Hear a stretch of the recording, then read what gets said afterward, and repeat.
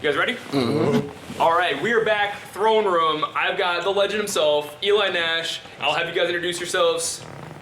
El Chelvani, ECV, Everlasting Cheat. Hell yeah. Marlo Drew. Marlo Drew, welcome guys. So I always, we're I guess waiting for Darko as well, so I've not done like a group interview really before, so we'll just kind of hit Eli Nash. I'll throw out some questions you guys can all kind of answer.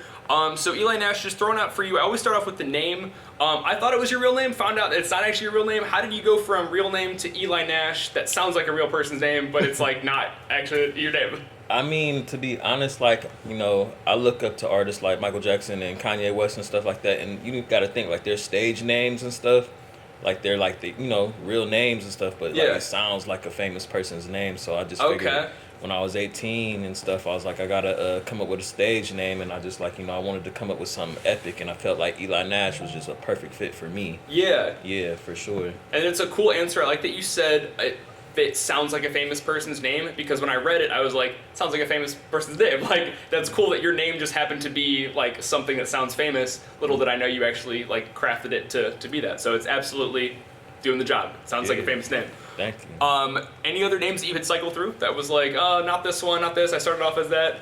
Oh man, my homie Tay, Shantae Jordan, shout out to her. Like, she would know what I'm talking about, cause like back in the day when I was younger and stuff, I used to go by LRS. Okay. If you went to high school with me, you already knew. Or I went by Young Prophet or something when I used to DJ and stuff, cause I used to DJ too, and I used to go by DJ Young Prophet.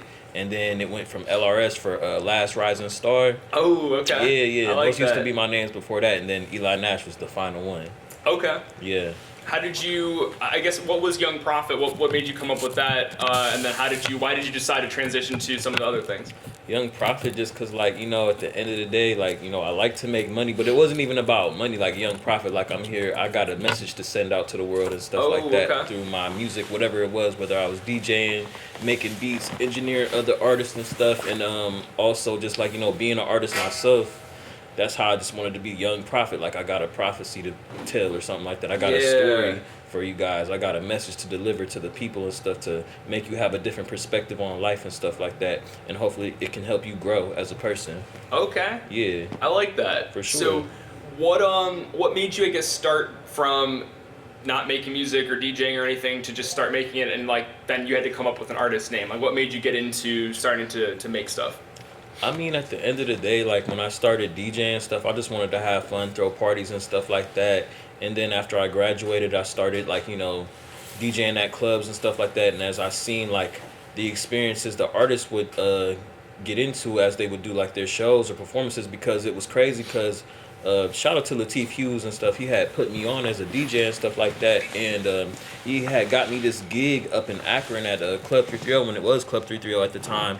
And I had basically hold up, I gotta sip this real fast. Okay. Let me sip this, yo. I gotta get in my zone. There we go. Get the Take a edge sip on break. real quick. Everybody at home, take a sip break. Sip on something. Throw some juice or some milk. Yeah, milk, juice, whatever. Yeah, but basically I was DJing at Club 330. My bro Lateef, he had set me up with this gig, and they were doing a Yo Gotti concert at the time. I was only 18 years old at the time too, you know, so that was like a long time ago. But you know, my first DJ gig for real for the club was a Yo Gotti concert. I did that. Dope. It was an amazing experience. It was like right around the time when Drake was starting to blow up with So Far Gone and shit. So like, the energy was a different type of energy during that time. You know what I'm saying? So when I did that gig and stuff, they loved how I did and stuff, and they put me at a residency at the club and stuff, so I got to DJ at the club like all the time and stuff. So from there, that just inspired me, seeing the environment, the atmosphere and stuff like that. And I'm like, man, I want to be an artist too, you know what I'm saying? And like, I was already making beats and stuff like that. I already knew how to make beats for myself. And I'm like, man, I got to learn how to record. And then from there, it's like, I'm going to put together my first project, which was the Underclass project that I dropped in 2013. Okay. And shout out to DJ Chuck Lou and Big Hef and stuff. I had won a performance contest and stuff, and I won first place and stuff. So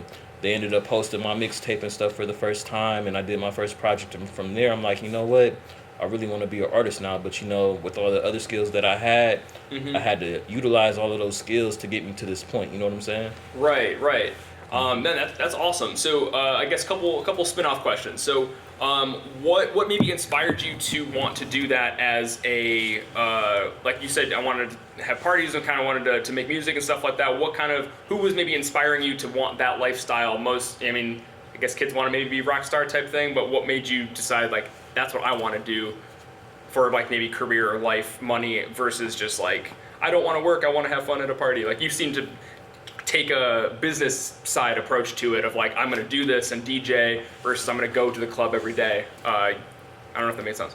Yeah, I feel like I take like a definitely a business approach to things because at the end of the day, from my observation on other people's careers and stuff and like their successes and their errors too, I've learned from that, and I feel like the best position to be in is to be a boss and stuff like that. And right. like all the artists that I'm aligned with and stuff, we all have that same mentality. We're all leaders. We're all like, we're all alphas at the end of the day. We know how to run the show. We know how to do things and stuff like that. And with that being said, I basically just wanted to put a team together full of alphas and stuff, and we just basically, we run shit. You know what I'm saying? Yeah. We all smart.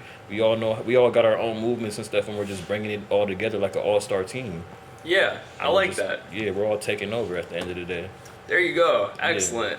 And so I've kind of talked about this on the podcast before, but I come from like a metalcore background, so like hardcore bands and stuff like that. And rap, when I first went to some rap shows, I was like, this is so tough because it's like maybe one person with trying to get an entire crowd to like get into everything. And I'm used to, we got drums, guitar, people jumping into the crowd, whatever. What was your performance like that made you kind of win a contest for your performance, and like how do you keep that energy going for live? Like what's maybe tips, tricks, like? I'm really big on God and the universe and stuff, and just like, in the right moments and stuff, when I tap in, God like works through me basically, when I need to have that extra amp, that extra energy, that's when God activates inside me to like really just turn up like that. You know what I'm saying? Like, Okay. it's not me, it's God at the end of the day. So Yeah. I'm gonna give God the credit first and foremost. So it's really just God activating through me at the right times. I mean, God's always within us and stuff, but like in certain moments, God really flow through you to like be able to do what you do. Yeah, that's super interesting. Did you get brought up with that, or did you like learn that recently, or like how did you kind of get into spiritual God and that kind of thing? I mean, I definitely was raised in the church and stuff like that. My grandmother, rest in peace to my grandmother Tamarie and stuff like that. She always raised me up in the church, always brought me to church every Sunday. So I have like an upbringing in church and stuff like that. So I got a real heavy faith on God and stuff. Yeah. But like, it's not even just the religious aspect. It's just my life experiences has shown me that there is a higher power out there that is dictating everything around us, whether it's within us or whatever you believe and stuff. There's something out there that is dictating and watching over you, protecting you at all times. And I believe this type of energy activates in certain moments that you need it to handle things when you need it to be done. Yeah. It's levels to this, for sure. I definitely would agree. I think there's an element of like, there is a higher power, call it whatever you want, but that's a big piece of like what some people can accept that there's a higher power, who call it whatever, some people can't, and they're like, no, it's just me, or there is no God, whatever. So I think that's an important piece of it, and it's cool that you're maybe raised very Christian or very in the church, but you were able to separate like God as like a higher power and then like Christian God or Buddha God, different. So that's interesting. Yeah, I don't go off a religious view of it. I just go off of just the energy inside me at the end of the day. I just look at that like that's God within me. Right. And that activates at the right time when I need it to. And that's how I felt like I won that contest back then. It was just, I was doing what I needed to do, and God was like, I got you. I'm about to activate you. Why are you choking? Go choking. What you're saying is beautiful. You just get choked up, Yeah, man. But it's like, it's just God, bro. Like, it's just God working through me. That's all it is. That's that energy. That's all it is. Yeah, and you kind of answered it, but I'm going to ask it just, it may be a strange question, but you had said when it needs to activate, it activates. And I was curious, do you feel like, maybe not like a carnival ride, but you're on this ride and like God's like activate, and then the thing pops up and like it's that time? Or do you feel like you had said, oh, I'm doing what I'm supposed to do, so God's like, here you go, I will activate it for you? Is there a difference? Do you kind of feel like you have control? If you weren't doing what you're supposed to do, he wouldn't have given it to you because you're not where you're supposed to be, you're not ready for it, but here you did the work, here you go, versus Yep. just no matter what you do, destiny. Yeah, I think you just answered my question. Okay. For me. Yeah. Sorry. He just put it in the dopest way. He did, but he Oh, thank you. knew he's like, you're right. Like when you're doing right and stuff like that, God gonna bless you and stuff, and God's gonna let you shine when you're supposed to shine. But if you ain't doing what you're supposed to do, you ain't gonna shine like that. It's Yeah. gonna be flaws. It's gonna be errors. You're not gonna be able to be at your highest potential basically in that moment. Because I feel like with life experience and stuff, every moment and stuff, you have the potential to make a huge mark, or it'll be minor, depending Yeah. on how you are at the time, where you are in your head at the time. You know what I'm saying? So whatever comes, as long as you're doing right and stuff like that, it's gonna work out in your favor. Yeah. Were there any times looking back that you were like, oh, I saw the parallel universes split, and if I was ready for this, it could have maybe gone differently? Anything where you're like, man, I missed it, that kind of taught you that lesson? Oh man, so bro, Which one? so many times, bro. I had so many opportunities to do certain things, but it's like I feel like it's good that it took so long for this to happen, because I'm 31 years old, mind you. So I've been at this for a long time, and I know like how it is in the game. Like, oh man, like after a certain age, like it's over with for you or whatever. You should just slow down and give up or pursue something else. I'm like, dude, it's like you gotta look at it, bro. Look at these rock bands and stuff like Rolling Stone, Beatles and stuff, Paul McCartney. Like, bro, they still get the same type of love they was getting when they were like 20 years old, bro. Yup. Like they still getting revered in that same level. It's like, why can't rappers and stuff be revered in the same way? It's just like our genre is like young. Yeah. At the end of the day, like, you know, rap is like one of the newest genres. You know what I'm saying? So rap is just now starting to finally get its foothold to where it's like starting to be, I feel, respected. You know, we had the Super Bowl performance with Dr. Dre and Snoop Dogg and Eminem, 50 Cent, Mary J. Blige, and all of them and stuff like that. And Kendrick Lamar, I feel like that was basically letting it be known, like, all right, we recognize rap hip hop as a genre that has to be recognized on the world stage now, on the biggest platform that you can be on. So after that, that sort of stamped it like, you know, it's in that threshold now, you know what I'm saying? So with that being said, with me being 31 years old and all the things that's been happening to me within the last couple weeks to a couple months, that should let you know, like, there really isn't like an age bracket on this shit at all. Right. You can do this shit as long as you got greatness within you. You got the talent, you got the know-how. There is a way you can make things happen, and I guarantee on everything I love. Like, oh yeah, shout out to my bro Jeremy Togner, man. Like he another one of those and shit, man. Like he like in the same situation as me. He's like got amazing talent and potential. Cause I be recording him at the studio, so I had to bring him up because he's been a nice part of my career too. Like he's had a hand in that. You know what I'm saying? So. As far as with his situation, got a lot of talent, great potential and stuff, and like the world doesn't even know what he's really capable of music wise. Yeah. So like with my story, and then there's gonna be others after me that are gonna have interesting stories like that too.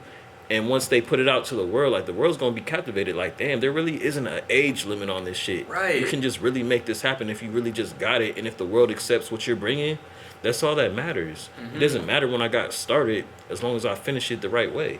Exactly, and I'm 30, so I in hitting that milestone, it was like I try to think about like life is long. Like even if I'm 35 and that's how long it takes to like make it, I got like 36, 45, 55. Like you got so much left to live theoretically. It doesn't necessarily, it'd be great to get it sooner, but Of course. you know, in the right time, like you're saying, had maybe some of these people blown up overnight, the Beatles or Paul McCartney, whatever. Maybe it wouldn't have been the lasting success, but sometimes it takes a little bit of time to build, and then you get to enjoy that lasting success for the rest of your life, as opposed to only a couple years and stuff. So, I mean, because to be real, what most artists, they have like they get lucky if they have more than one single that ends up being a hit, right? Yeah. So the lifespan of an artist is relatively short.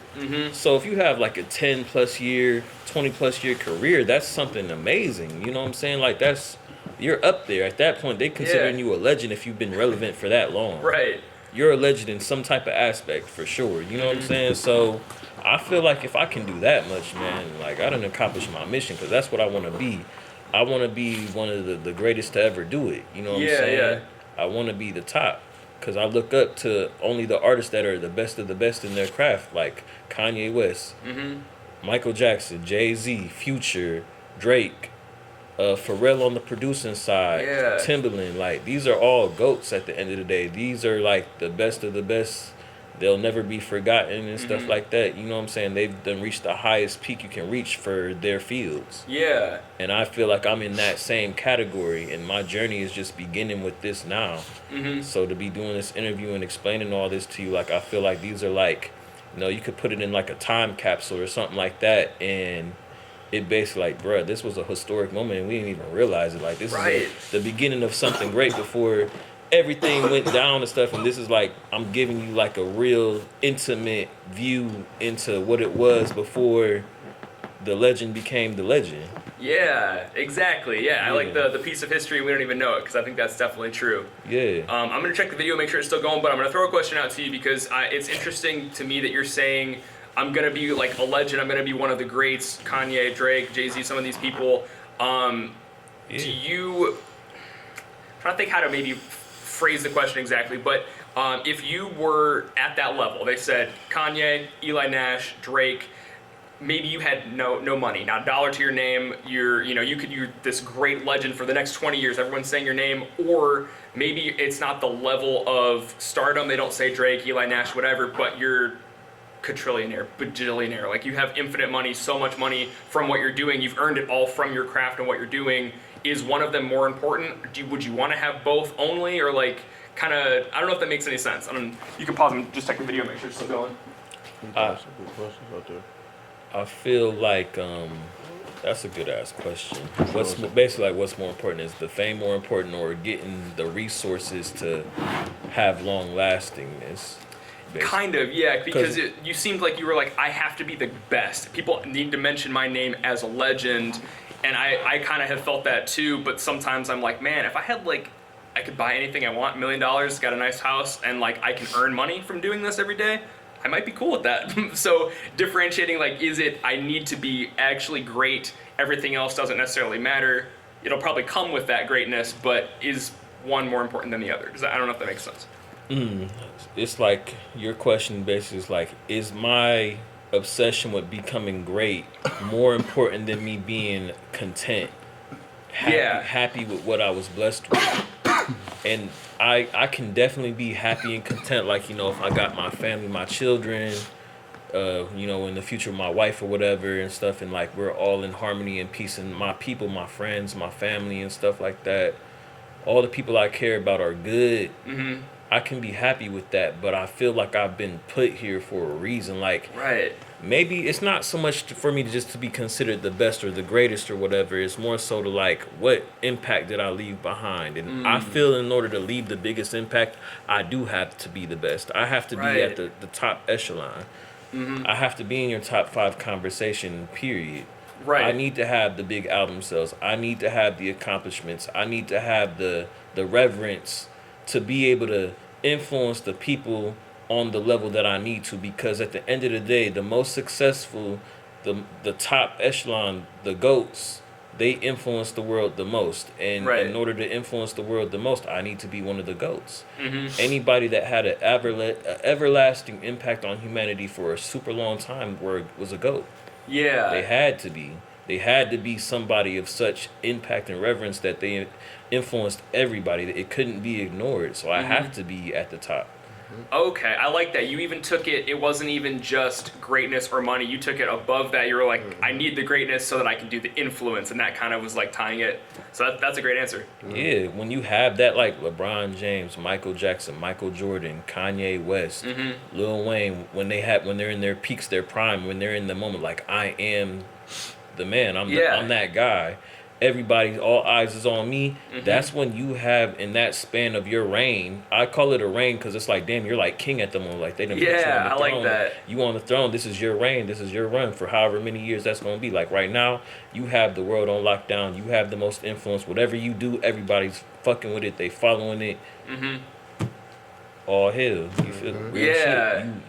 You like alpha for the time, like far as everything, like everybody, like, damn, like, okay, he's influenced a whole generation. Like, think about it, like the last 10 years when Lil Wayne dropped Carter 3. All hell Lil Wayne, like, exactly. Bro, like, you feel me, like, no matter what he dropped, he put on Drake, Nicki Minaj, two of the biggest artists to they like literally though, he birthed the two GOATs from Young Money. Like, bruh, he brought us Drake. He brought us Nicki Minaj. Yep. Nicki Minaj considered the greatest female rapper ever. Nobody's ever had a run like how she did, ever. Yeah. Period. We all know that. Drake.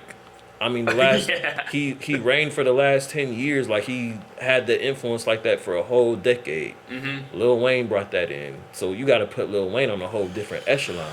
Exactly. Not only do it himself, but to be able to spot and help other people. Yeah, and they influenced everybody too. So it's like, you know what I'm saying? That's greatness. That's a testament. Like, you done brought greatness to us through your greatness. Yeah. You know what I'm saying?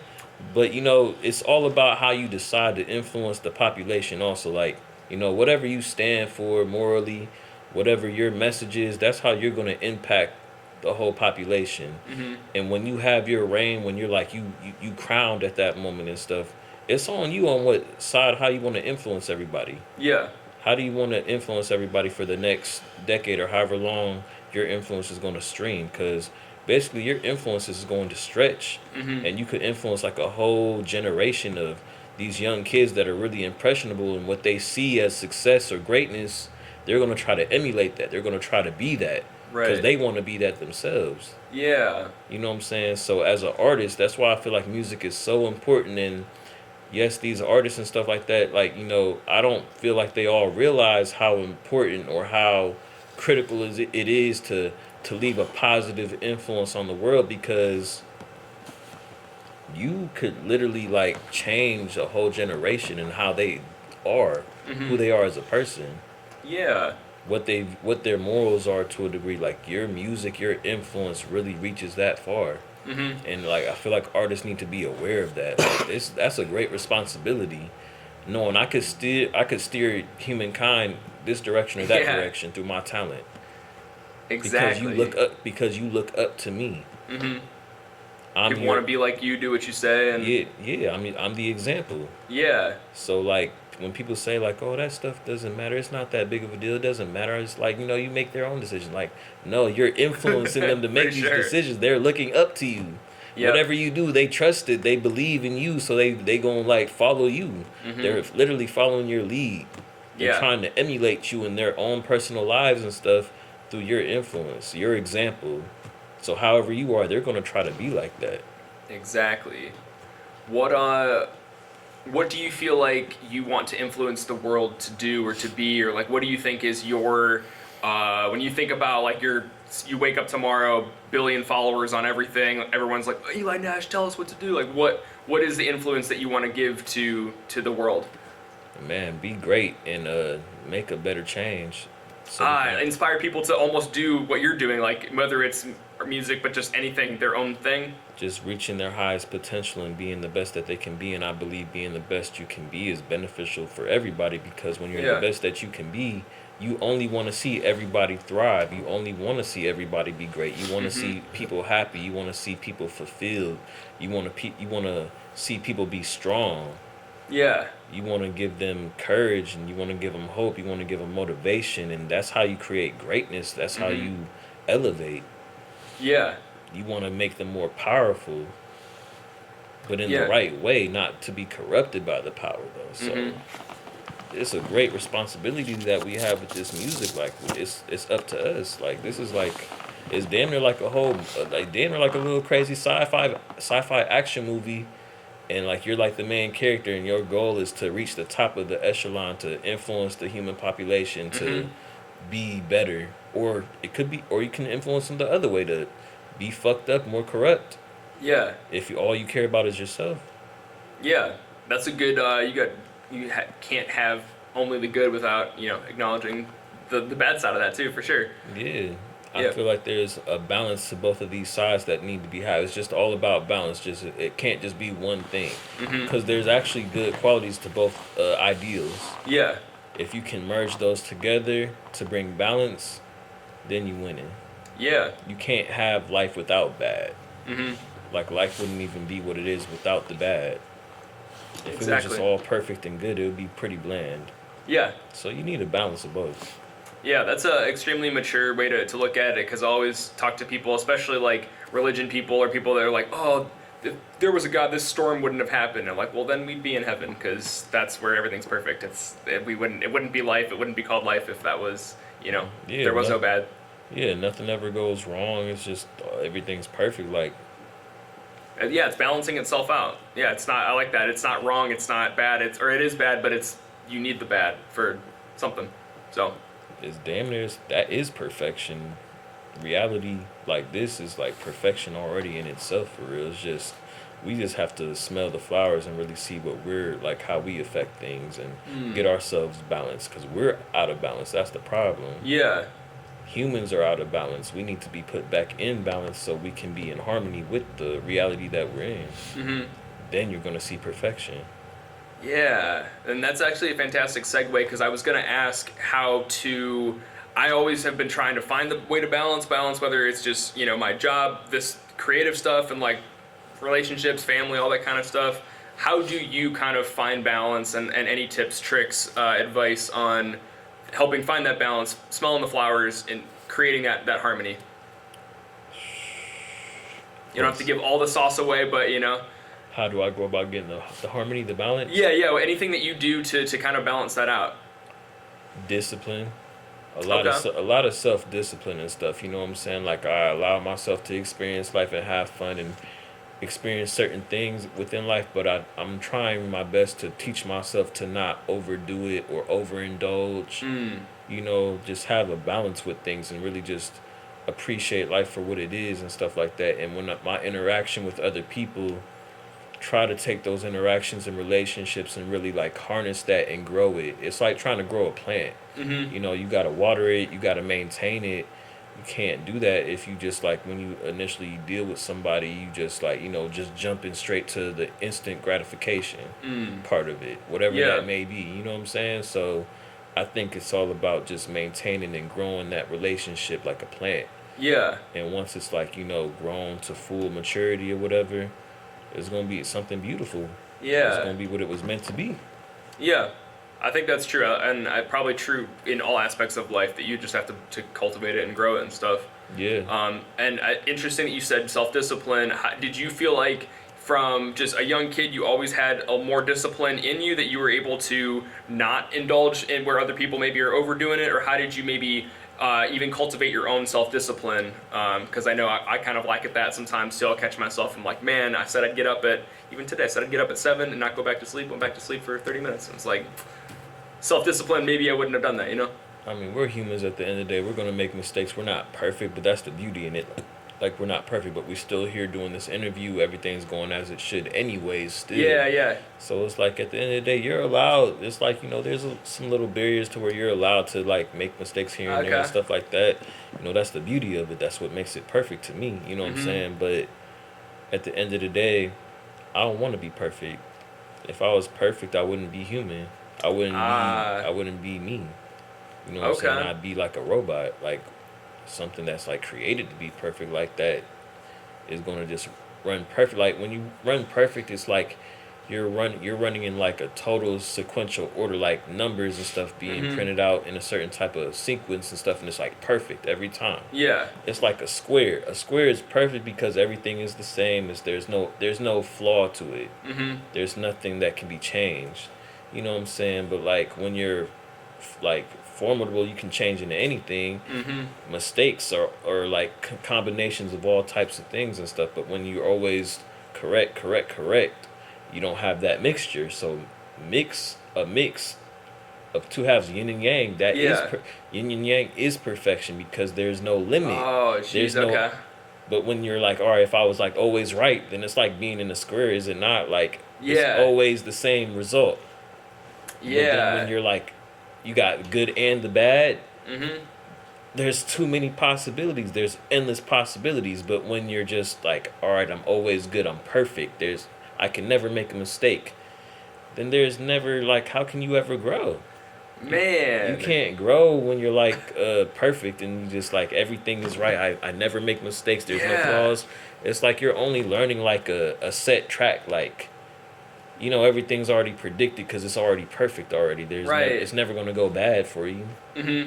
But at the end of the day, when you got both, you know, I can make a mistake. It makes the story more interesting. Yeah. You know what I'm saying? The main character might have died in the story, but it makes it so much more meaningful because of that. But when you're perfect, you know, nothing ever goes wrong. Yeah. So you never get those bad endings. There's always the good, happy ending, like, you know, like you watching those Disney cartoons, but it always ended up being good and stuff in the end. Right. It'll always be like that, though. It's like, it gets boring after a while. It's like it's the same. It's predictable. You're predictable. And when you got, like, unpredictableness, it's just all types of possibilities. So I feel like the way I just broke it down was crazy. No, then and maybe it was crazy to everybody else, but as you're saying this, I'm like, I'm meant to be in this chair right here across from hearing that, because I needed to hear that. The yin and yang is perfection, because I can catch myself. I want this square. I want it to be, okay, I just get up at 7 and then poop, poop, poop. I have no problems, and this happens, and I'm not late for work, and I get every green light, and just, you know, I sometimes want that because I avoid the bad stuff, where I'm like, that is only bad, and I'm not seeing the balance in that. I wouldn't appreciate the good if I was, like you're saying, I would never grow. I would never get better. I would never improve. It'd be perfect, but it'd be like, is it the Truman Show or something, where it's just like your every day is the same. It's never anything different. It's perfect, but I'm bored, or I'm not. You're not really experiencing life no more. You're just like, you're like on a, what they have at the factories and stuff, the belt, you know, what is it? Like assembly line or something? Yeah. It's like a machine, an assembly line. Process the same pattern. Yeah. Because the pattern is perfect. But it's always just that pattern. It never really changes, because when you change the patterns too much and stuff, there's always room for error. Yeah. When you got the same pattern and stuff like that, or different combinations of perfect patterns and stuff, you still, it's limited though. There's only so many of those you can make, but like when it can get wild and chaos. Yeah. It's endless. It's endless combinations. Right. Yeah, that's more. Exact, man. That's huge. It's more. Yeah, that was way better answer than I was even expecting. So I appreciate that. For sure. And actually, kind of an interesting segue then too. I was gonna ask your Instagram bio. It was a wolf, a robot, a goat, and then 777. We kind of talked about the goat. I'm curious about the wolf and the robot, and then the 777. Man, I feel like the wolf, that just got something to do. I don't know. I just like, you know, with your ancestors and stuff like that, I think that has something to do with that for sure. Like, you know what I'm saying? You've like, kind of always identified with wolf, or like gravitated towards like that wolf. Yeah, for sure. Because, you know, like my heritage, I got a lot of black, you know, African American, Indian, you know what I'm saying? I think my mom said a little Greek or whatever, but like for real, other than that, just like, you know, black and Indian for sure. So it's like, I don't know, I feel like it has something to do with that for real. It just gravitates to that for some reason. And then the goat is meant to be the goat, the best, you know what I'm saying? I feel like it's an evolution thing, like the goat, you know what I'm saying? It's something, it got something to do with God to some degree, like being the goat, whatever, the greatest of all time, you know what I'm saying? Just the greatest. God is the greatest, so I'm striving to reach God. Yeah. I'm striving for that, so the goat. And then the machine, perfection, but not perfection. Striving towards perfection still, you know what I'm saying? But like, I feel like with machines, it's like, you know, it's a whole different level. But like a perfected machine that knows how to like make mistakes, a machine that's like self-realized and stuff. It knows it's not perfect, but like it has the ability to, what I just said, have the balance. It's not really a machine. It's something else. It's something new. It's something beyond a machine at that point.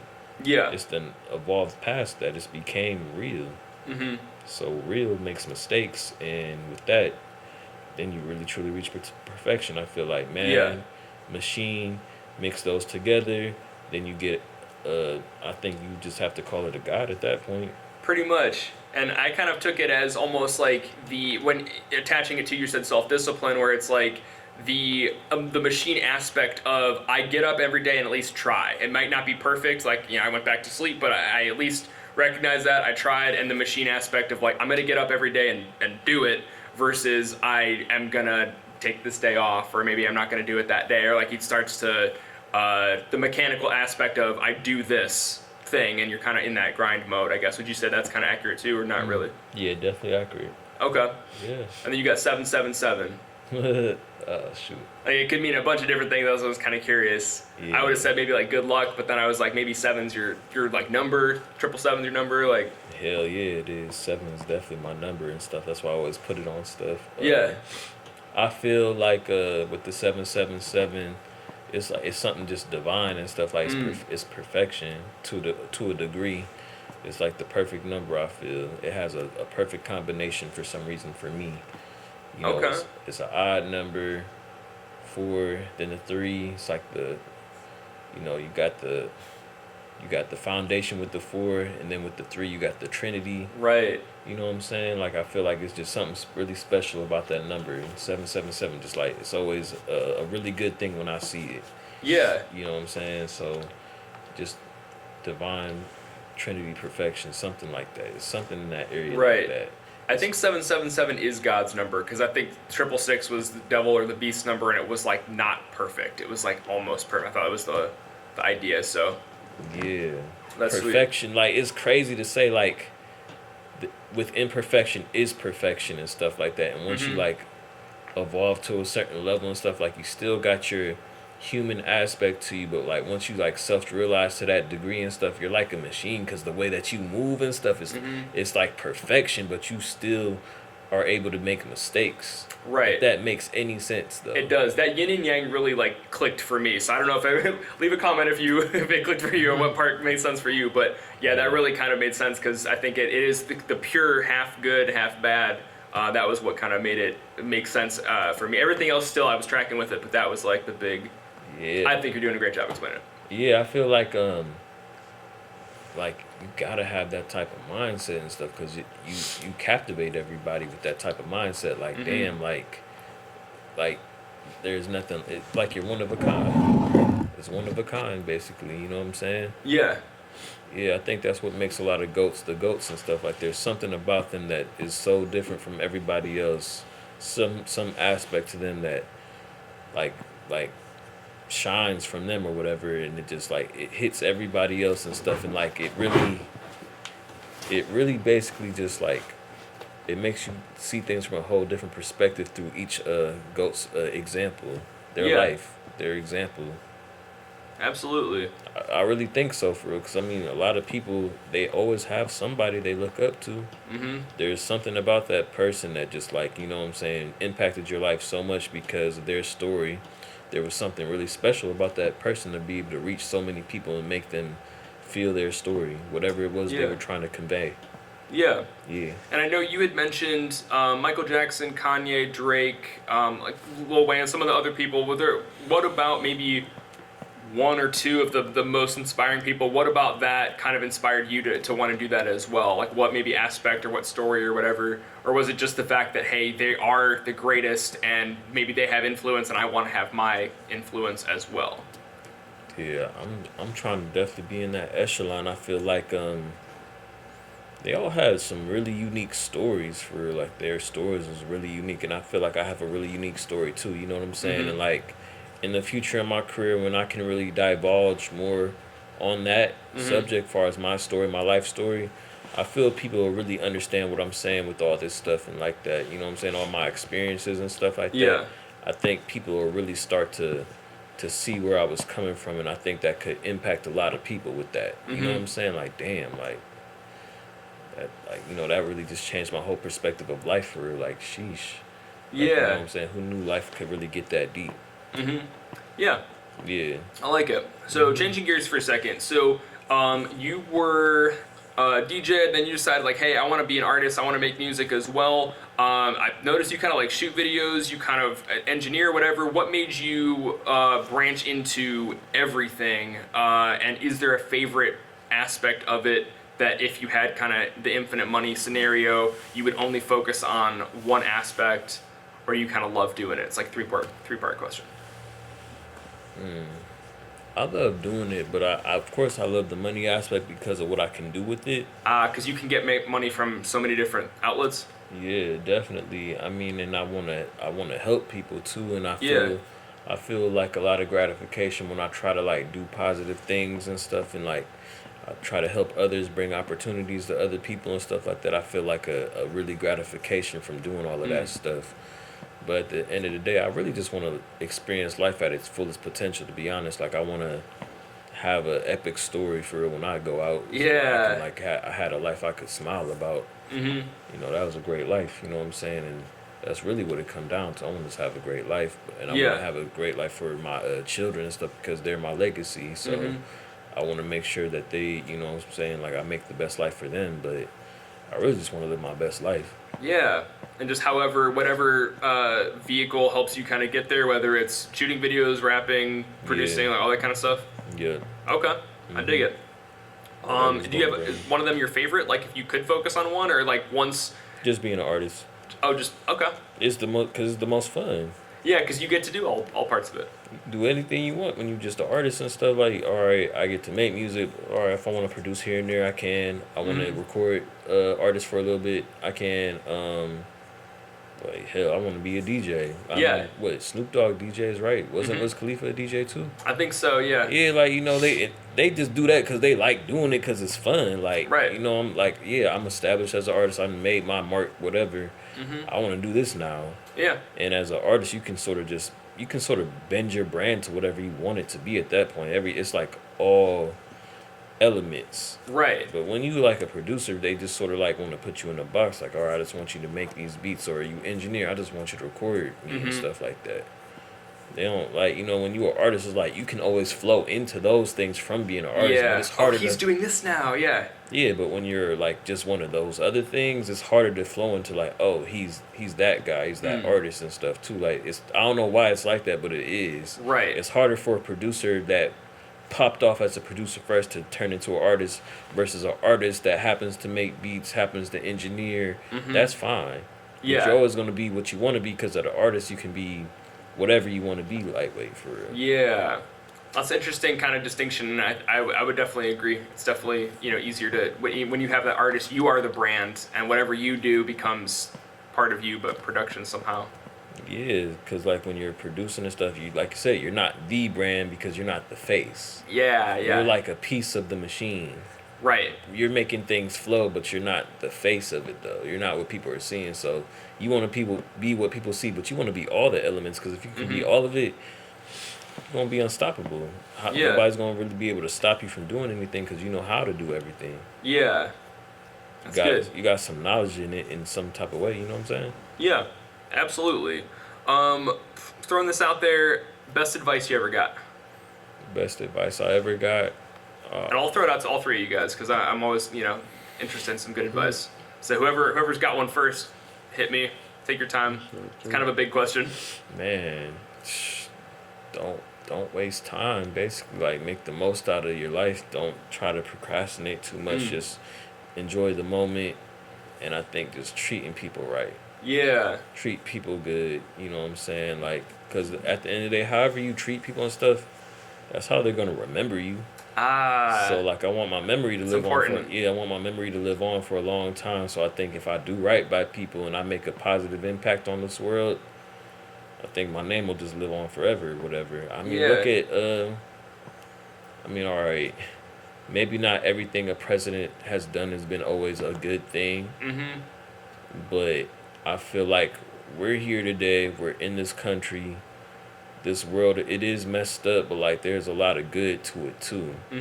And whoever created all of this and stuff like that, as far as like who founded all this shit and like what their ideal initially was, that might have been a really positive, progressive type of thought process for what they're striving for, even though there's a lot of blood shed, a lot of dirt going on behind the scenes that's messed up. But I feel that ultimately the end all be all, and I feel like that's to God's ideal. We are trying to strive for perfection, but it's like within us, on us being human and having our own choice in our mind to be able to choose right from wrong.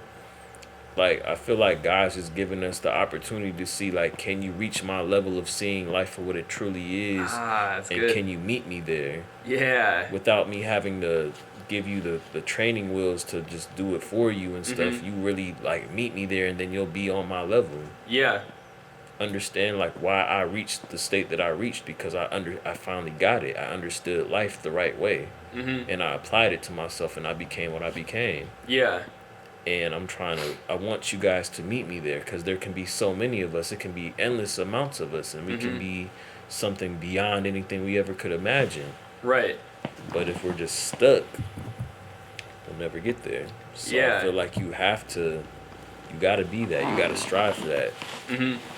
Man, that's huge, and I really like how you said meet me there, because I think that's how I kind of view it with God, where he's like, hey, I love you either way. I would love for you to come, meet me over here and want this good for yourself, but you would rather indulge in this or do the bad things, and I put this in your way. Maybe you'll take this opportunity. You didn't. I still love you, but I don't know. I feel like people kind of get stuck on, I have to do this or go to church or whatever, and I have to do the motions of something, but really, I like that. I feel like God kind of says, just meet me there. I'm here. I want the best for you. I wish you would want the best for yourself. And yeah, that's crazy. Like when you think about it like that, like, damn, what if it's really like that? Like God is already there and stuff like that, and like in the perfect world and stuff, but like not the perfect world, like the world that just like, it just is, but it's like, it is perfection, but it's not perfection. Right. Like, I feel like there's a place like that, like where God really is like just real. I don't know how to explain it. Like it's unexplainable. It's like that's how perfect it is. It's unexplainable and stuff like that. And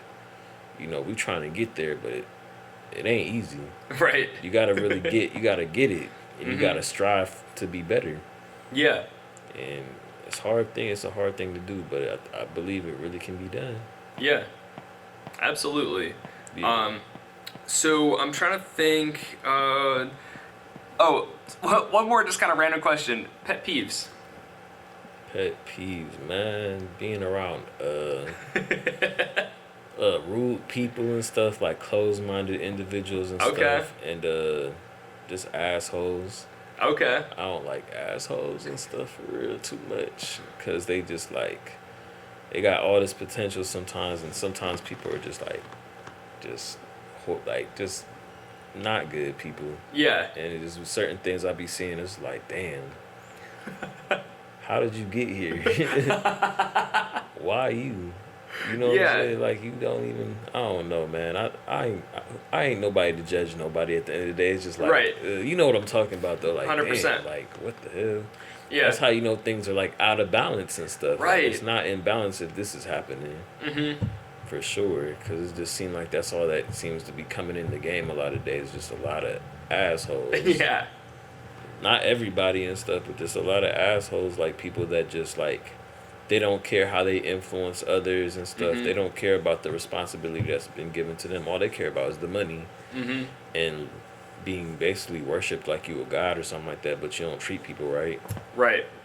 I don't know. That's just what I feel, to be honest. But I still love the music. Yeah. I still love the music, but I just don't want to indulge in their ways. Right. I can listen to your song and stuff and vibe with it, but like I don't want to act like how you act though, or treat people like how you treat people, because I know that ain't it. Yeah. That's going off of what we just talked about. I'm trying to meet him there, not him. I want to meet it there, whatever it is. Female, male. I don't know what to even categorize God as, but like I just want to meet God there. Right. And I'm trying to, if I'm going to meet God there, or whatever the higher power is, or whatever it is that is the pinnacle, I want to basically like strive for that, and not being a solid person. That's not going to get me there. Right. And I wish they understood that too. Like, me being like this isn't getting me closer. It's like, yeah, right now it feels like I'm being worshipped and I got it all, but like I don't, because I'm lost within my own illusion. Right. Of what I think I am, because I'm abusing my power and my gift, and now I'm just doing something horrible. Right. That's huge, yeah. And I think assholes always make me appreciate not being around assholes too. It's like, oh man, I might have had a little squabble with this person, but like, you're not an asshole, and I'm so glad that like, you kind of, again, like you said, the balance, it helps you appreciate kind of the good when you have the good too. Yeah, for sure.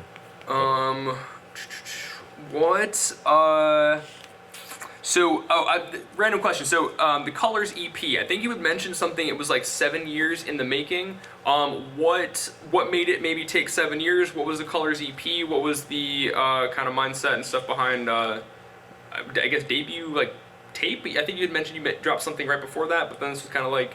Yeah, the Underclass project, it came out in 2013. We divulged on that a little bit, and then on a little bit after I had dropped that project, I had announced that I was making the Colors EP, but like life was happening.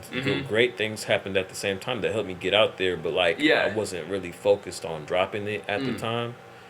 I was just like dropping singles. That's really what I was doing. I didn't even drop a project during that time. Okay. I just dropped singles back to back. Like after I had got this placement with Ray Cash for this Sax Fifth song that I had made a beat for.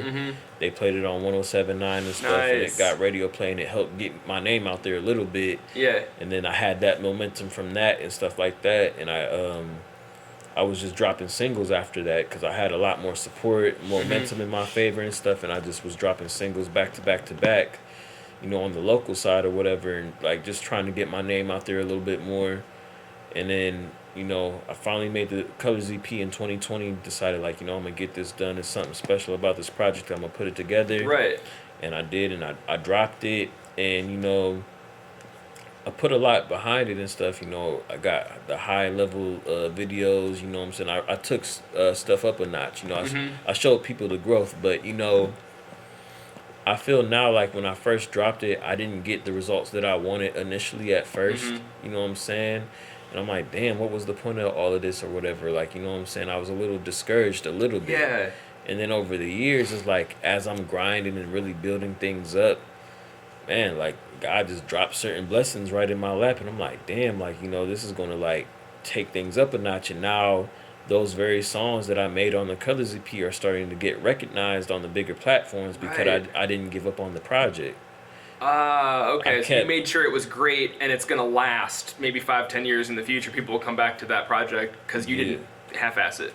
Yeah, I didn't half-ass it. I put my all into it. I crafted a well-made thing that's going to last a long time. You know, it's quality. So it don't have like a timestamp on it. So now that I'm getting these big looks and stuff, like the big features, the bigger platforms are starting to do interviews with me, wanting to make people pay attention to me and stuff. They're going to go back on that project and they're going to hear how great it was and be like, damn, like, this is like a classic, you know what I'm saying? Like, this is a real nice body of work, and it's going to be a wrap. Because, I mean, it's already starting to happen, so it's like now it's only a matter of time till I can really put out my greatest piece of work, and that's going to be up there with it. It's going to be one of my greatest pieces of work. Yeah. I like that you said classic, too, because it's even just tying in everything else we talked about. Like, some of the greats, they made classics that we're still listening to now, and so many people I watch, it's like, I'll listen to your project, and then a couple months, even maybe a year later, it's like, oh, I forgot about that. I didn't even remember that was still a project. And other people, it's like, I don't. I go back and listen to, you know, I'll even go back and listen to some of Drake's, like, first entire tapes, not even just the hits, just hit some of his first, you know. Like So Far Gone or something. They're like, I'm going to go listen to that or something like that. Like, that was a banger. That was a classic, you know what I'm saying? So, stuff like that is like, shoot.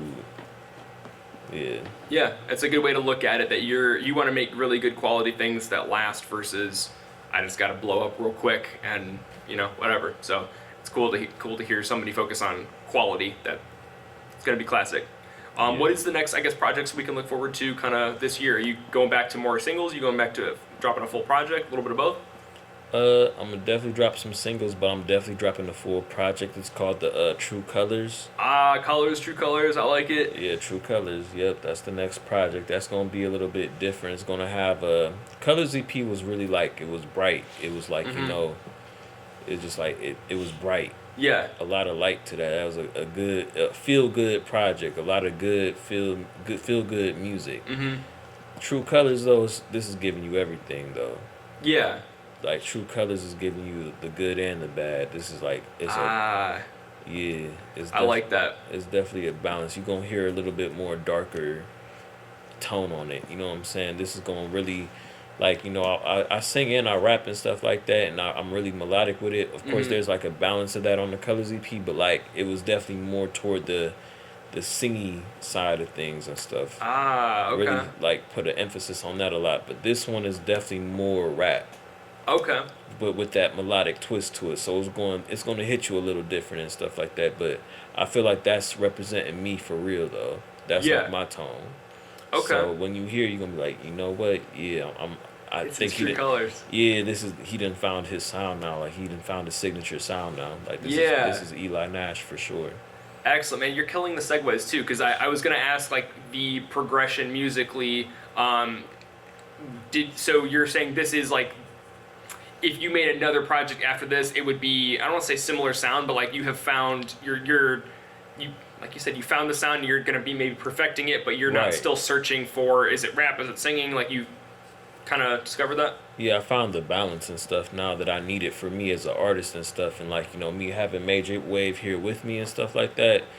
I get influenced off of them too because they're all great artists, and I really just gravitate off of their energy. So I Yeah. feel like that's helping me mold into the artist that I am right now.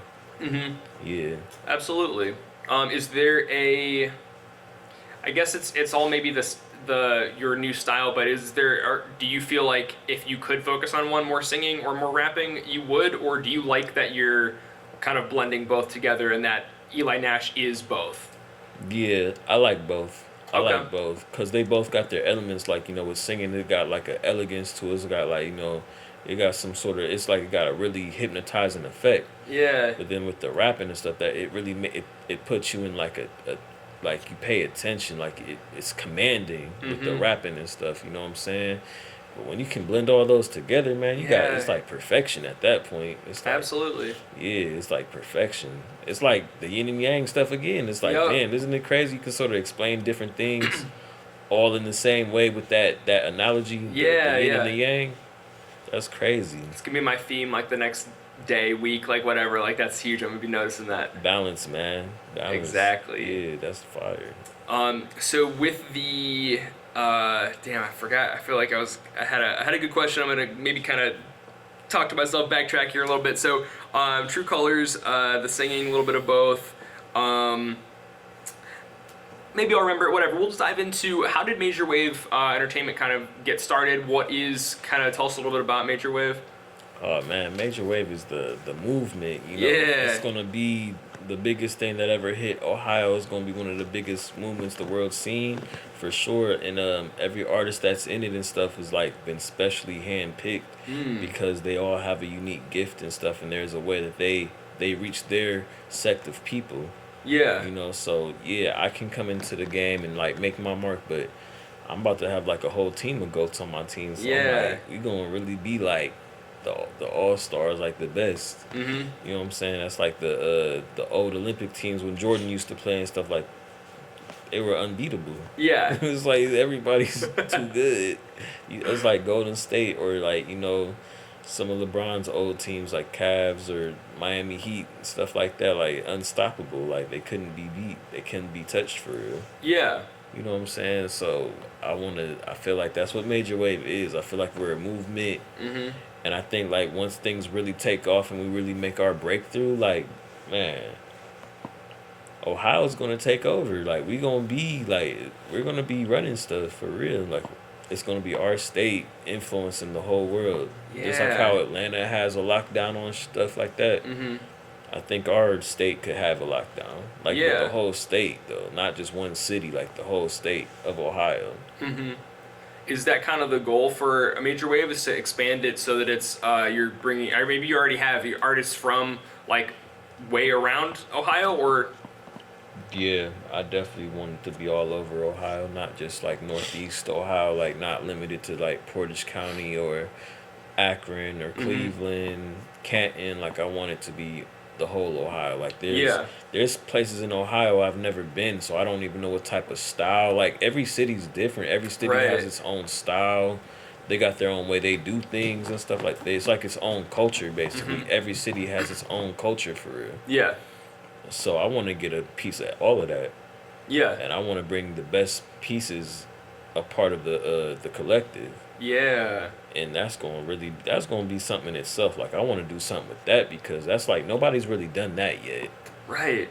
like really be able to like formulate like a whole collective of greatness, and it's like damn near like Motown, but on a whole different level.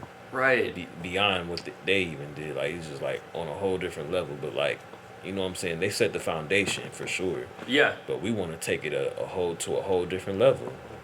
Absolutely. I think it's possible. It's going to definitely take extensive work, but like in the right people. But I think it's a very much a strong possibility that could happen. Yeah. Yeah. Absolutely. I like that you got the plan, and I love that you are always like, I don't know, focus on growing and helping people, and you got the good energy will all kind of, it'll make a major wave, if you will. So I'm checking the video real fast. 1 second. Let me put my shit on. This coat is fucking with me. I feel good. There's like always a theme. If I don't check the video and I think it's good, then it's not recording. And as long as I just check the video a couple times, we're good to go. So we're good to go so far. And does anybody know what time it is? I got like noon-ish. What time is it? 11:51. 51. All right, cool. Do you mind let me know like when it hits like 12-ish or whatever? Yeah, yep, I got you. Appreciate you. Major wave. What is the?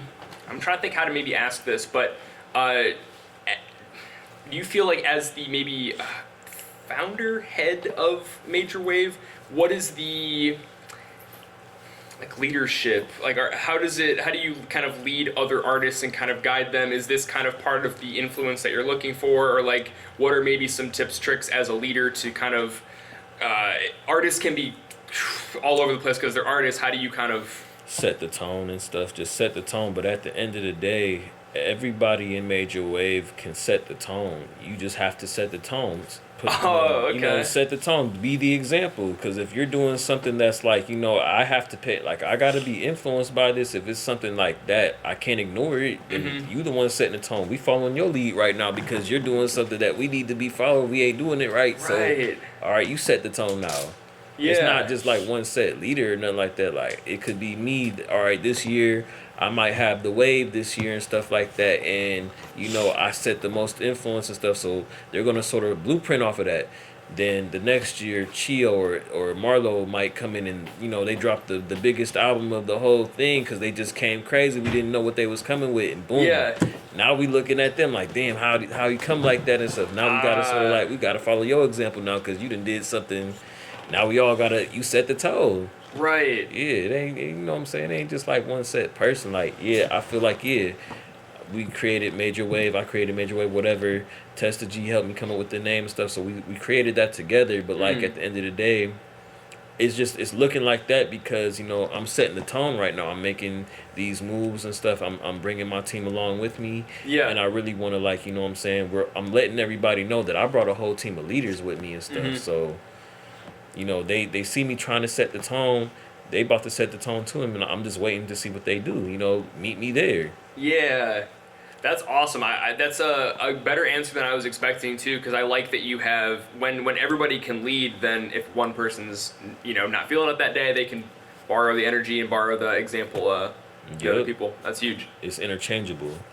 Exactly, yeah. And that all depends on how much work you put in. If you really like setting the tone like that, then it's like, that's like if you was playing in the NBA and then like, this one player, he's always been the captain of the team and stuff like that. But then the next year, like, shoot, what's a good example of that for, like, what is a good example of that happening? I would say, when like LaMelo, came to the Hornets, whoever was the centerpiece of the team before he came in, and then he started he's shining like how he is now. He's the leader of the team now because he's just shining like that. Right. You know what I'm saying? Can't ignore it no more. Like, he obviously got it. Right. And it takes a big person and a big group of people to be able to say, oh, you can lead because you're shining right now, versus a bunch of people that are like, no, I'm in charge. No, everybody look at me. So that's an ego thing. Yep. I got an ego, a healthy ego, but I don't got a crazy ego to where it's like I'm so closed-minded to maybe they're doing something better than me and stuff like that. And I need to like pay attention and learn from that so I can make myself better. So next time around, I can come in and set the tone again. Mm-hmm. Yeah, that's huge. That's a really good, mature way to kind of look at it, and being open-minded and having the I don't know, humility to like let somebody else have a moment for a second, and then to even be inspired by that, as opposed to no, they got to go down now so I can go up. Like it's a good way to have positivity when. I feel like your career will last longer when you're like that, to be honest, because people will be grateful for that stuff, you know what I'm saying? And if you really the GOAT, if you're really as great as you say you are, you going to always set the tone no matter what. Whenever you pop out, if you're really the top, the GOAT is the GOAT for a reason, because they always set the tone. They are greatness, so, you know what I'm saying? They set the tone for a reason. They've been selected for a reason, because they are that great. Exactly. Yep. Yeah. So I remember the question from earlier, so kind of back to the music for a second. What is because you're trying to reach that certain kind of influential status, and because you're trying to make, maybe not going in, I'm going to make a classic, but you're going in trying to make really good quality music that lasts, what's the creative process like? Are you kind of writing and then you go in and just record it? Are you kind of like punch in a little bit, but then go and write and perfect it? Like, how do you kind of go in to create the type of music that you're creating? Shoot, man. I just go off the vibes. We play the beats off of YouTube, or I might make a beat, or we got some producers that had made some beats for us. We vibe out in the lab, and whatever beat we feeling, that's what we attacking. It's just a simple process. It ain't nothing crazy. Like, we might go with an intent, like, all right, we want to make this style of song, maybe. Okay. But most of the time, it's like random. Like, whatever beat come up, and if we like the vibe and stuff, we hopping on it. Simple. Okay. So you didn't necessarily set out to say, okay, I'm making 14 tracks, I want to talk about this or that or whatever. You just kind of like, I know I'm going to make this project, True Colors, and you just kind of make it, and then at some point, like, it's done? Or, like, how do you kind of know once you've created, like, once that project is, like, ready? I don't know if that makes any sense. No, I mean, it makes a lot of sense. I just go with the flow, you know what I'm saying? But I do have a set number of songs I usually like to do and stuff like that, and I want to reach my mark and stuff. And usually once I reach my mark, I'm pretty satisfied at that point. That's why I did the Colors EP. I made these songs over a course of time, and once I hit my number mark, I was good. Yeah. I feel like I'm pretty confident in what I make, but like I probably will start, like, I'll record a certain amount of songs like over what I set, so I can have a selection to pick from. Right. Because not every song needs to go in the project. Some songs can just be released as solo singles and whatever. They don't have to be a part of the project, because the project is a piece of art, and it has to be put in a good enough order, a perfect order to me, to where I feel comfortable releasing it. Yeah. How many tracks can we look forward to being on True Colors album or project, whatever? How many tracks for True Colors? Or maybe if you haven't set a number yet, I just didn't know if you were like, yep, it's gonna be 9 to 11 songs. 9 to 11. Okay. Yeah, I don't ever want to do too many songs. Like, I don't like doing over 15 song projects or whatever. Right. I want to give you just enough. Yeah. Just enough. Like, I don't want to overdo it. I should be able to hook you in with 9 to 11 fire songs. Right. So you can be looking forward to the next batch. Exactly. That's a really good way to look at it. That it's cliffhanger almost. Yeah, it's like you're making a dinner. You don't want to make too much over making. You don't got enough people for it. I want to make just enough, so it's like hitting in all the right spots. Yeah. That's it. And they want to come back over next week for dinner again. Yeah. Yeah. That's how I feel like artists should look at their albums. Like, don't overkill. You're giving me too much food. I can't consume. I'm full now. I don't want no more. Overkill. Yeah, exactly. My brother and I were laughing one time. We heard let's listen to the radio. People were talking about some 21 Pilots song. I don't know if you know who they are, but they're like from Ohio or whatever. And people were like, oh, the new hit single from this band or whatever. We're like, it's track 3 on the album that came out last year. What are you guys talking about? New hit single that this just came out. But because they maybe not them specifically, but if you put too much on there, people don't even notice some of these songs were on the tape or project, and it can get missed. So it's good that you're kind of forcing everybody, like, no, this is all I'm going to give you, and listen the fuck out of this and really enjoy this, and then versus saying too much, oversaturated. Yeah, that's what I feel. Artists, they drop too many projects in a year now. Like, dude, you should be able to drop once a year and, like, satisfy them for that long. But, like, we then got so fast with the instant gratification. Like, man, gotta drop something I'm not knocking it either. Like I might do it too. I might drop 2 projects in a year if I feel like it's necessary. But like I feel like if I'm gonna put enough effort into a project, I should be able to drop 1 project, and that should be running stuff for a whole year. Yeah. Maybe if not years to come. Right. Yeah, something you could come back to later on. But yeah, at least for that year, hey, I gave you guys something. Yeah.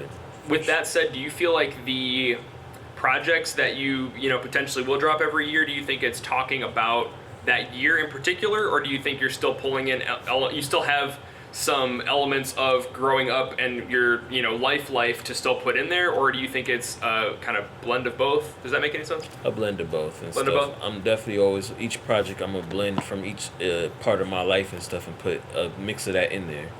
So they're all just gonna be different aspects of it though. Yeah. So that's like endless combinations. Okay. So I can always come back to something in my past or something like that and put it into something new. Yeah. And I'm still always going to be having new experiences, so I'll always have something new to talk about. Right. Yeah. I like that kind of pulling from past and present, and it's still you. So very cool. So just to shift gears again, were talking before the actual interview. Not a huge pork person. How did you stop eating pork, or you said that maybe it's not as interesting of a story as I'm thinking it is, but what was kind of I'm not fucking with pork anymore? I feel like, some of my friends and stuff like that, like they sort of explained to me about like, pork comes from pigs, right? And pigs, they eat anything, right? Like, am I right? They eat literally anything. So when I'm eating the meat of this animal and stuff like that, that's consumed everything, because whatever you eat becomes part of your body and stuff, correct? Then we eat it, yeah. Then we're eating all of that stuff. No matter how good it's cooked or whatever, it's still there. Why would I want to put that in my body? That's like literally, that's the most logical explanation I could give you. Why would I want to eat something that eats literally like filthy shit too? Why would I want to eat something that eats filthy stuff? That's like eating something that consumes shit or something like that. And you're eating that animal that ate shit. Oh, it tastes so good. Yeah, and all that. Yeah. Would you guys want to eat that? If you knew that. They don't sweat too. Yeah. Pigs don't sweat. Oh, they don't sweat. I didn't know that. That means all that stuff they're consuming is staying in there. Man, it's just marinating in there. Yeah. And we're eating all of that. I like that you joined us for the fun fact and then disappeared again. I mean, for real, when you think about it, it's like we're eating all of that filth. Yeah. Did you kind of become more of a healthy person eating-wise in general after that? Because you even mentioned, the turkey bacon, which obviously subbed for the pork, but anything else in general that you were just like, yeah, I'm not eating or drinking that anymore? I mean, probably preferably need to get away from meat in general over time, but it's like, I love meat. I do love meat. I'm not going to lie. I'm guilty of eating like pork sometimes too, like not often, but like I've done it. Yeah. I've really tried to stay away from it now though, for sure, because knowing that fact is like, damn, like I need to be aware of that. But like, really just like gotta change your eating habits overall, because I feel like you don't know how you'll function once you start doing it until you actually do it. Yeah. You know what I'm saying? Like, you don't know how much different your body's gonna feel when you stop eating these unhealthy things versus how your body's gonna start functioning when it's getting the stuff it actually really needs. Right. That's like you having a car, but you're not putting gasoline in it. You're putting something else in it all the time. So how is it gonna function right? Yeah. And I think we got to think about that with the human body too. Like, I'm not putting what the body actually needs in it, so it's not gonna function properly. But luckily, we can still function, but maybe not at the high optimum level that we're supposed to function. So yeah. I feel like that's a really big deal now that you think about it when you put it like that. Like, damn, let's think of yourself as a car. The car can't function without gasoline. Right. So, I mean, we'd be getting a little bit of what we need all the time. Of course, a little bit of it. But, like, if we were totally only putting that in there and getting rid of the unnecessary stuff, your body would probably function a lot longer and a lot more efficiently than what it is right now. Yeah. You know? And I even like the positive spin you took on it with, we don't know how it would function positively if I did the right things, versus I think it's easy to be like, oh, it's not a big deal, it doesn't matter, but you can't look at the good that would happen because we don't know what it is, but even just having that in the forefront of thinking like it could work better feel better, have more energy and stuff like that. Yeah. So sure. I like that. Trying to think if there's anything else on here that would be super interesting. Oh, you know what? Born in Germany. I think I saw in one of the articles. How did you go from? Well, I guess what was it like being born in Germany? When did you kind of come over here, Ravenna, and tell us a little bit about that. My parents was in the military and I was born in Germany. I was only there for like a year. Then they brought me back out here to the States and stuff. Okay. Yeah, and I was just in Ravenna like ever since for a long time and stuff, and that's where I was just raised at, you know. That's where it all started. Okay. Do you feel like, because that kind of an interesting then, knowing that your parents were military, do you think that they kind of instilled a little bit of that self-discipline, that maybe had you not had that for parents, you might have been less disciplined, I guess, or do you feel like you just always had that in you? No, I always had that in me and stuff, but my parents definitely had a factor in that for sure. My grandmother for sure, like my grandpa, my grandmother, they all instilled that in me and stuff to just move the right way, and my mentality and stuff, like they definitely influenced that. So I definitely got that from my family for sure. Yeah. Let's see. I guess anything, as I'm searching for any good last questions here, anything else we got to know? Anything we didn't really get into that you feel like people want to know? Anything you want to influence or share? July 2nd, there's a huge concert that me and Major Wave are going to be performing at. It's called the Ravenna Rocks Concert Series. Hey, and, all right. They're going to have the rock cover band, Blue Siren, performing and stuff like that. We're going to be performing also. Our set will be around 6 p.m. to 7 p.m., one of the two. Okay. And we'll be performing downtown Ravenna in front of everybody, in front of the city and stuff like that, doing our thing live and stuff, and we're gonna shut it down. That's awesome. It's a full-on Major Wave, like every artist that's performing is Major Wave? Yeah, all Major Wave for sure. That's awesome. Yeah, and the Ravenna Chamber of Commerce, shout out to Ryan, shout out to Jeremy Togner and Brian Wolf and the rest of the chamber for they brought us in on the situation, and you know, they was like, you know, we want to bring some rap to this year, and we want to bring something to the city that the city's never seen before. So there's going to be a lot more developments and advertisements with this event. So that's something to really, that's like the big one, you know, that we're looking forward to. You know what I'm saying? So that's going to be a big event. So Ravenna Rocks Concert Series, July 2nd. Be ready for that. Hell yeah. Are tickets available now, or where can people kind of get? It's free to the public. Free? Hey, all right. Outdoors, just come and have fun. It's an all ages event.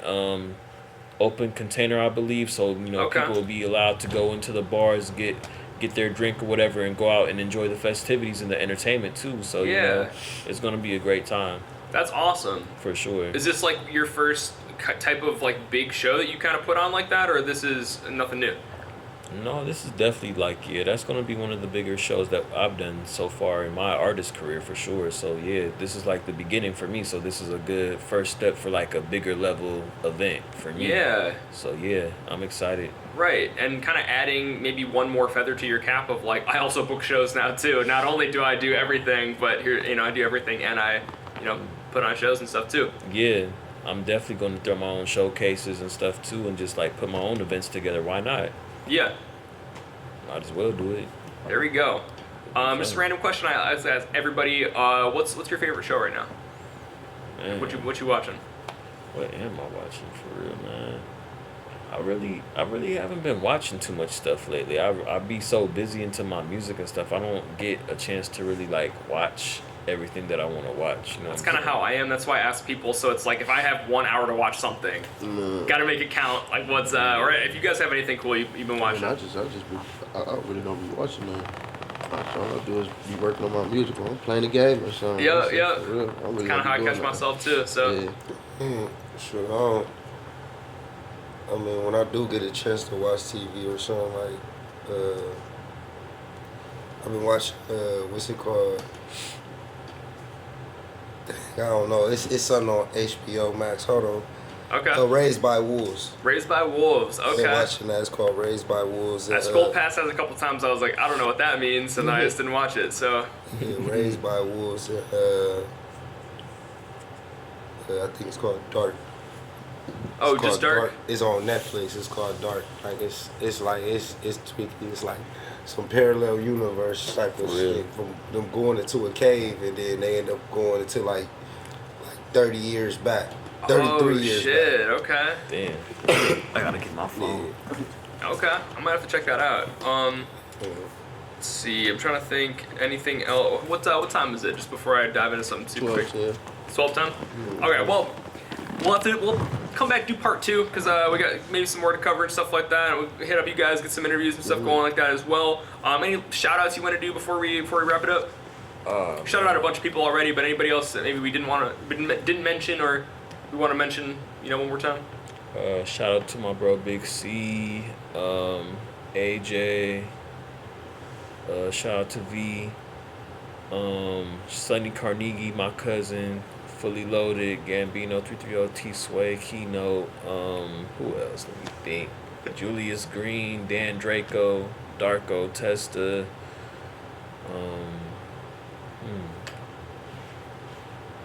Oh, Micah Dixon and Marcus Andrews from 107.9 and 88.1 also.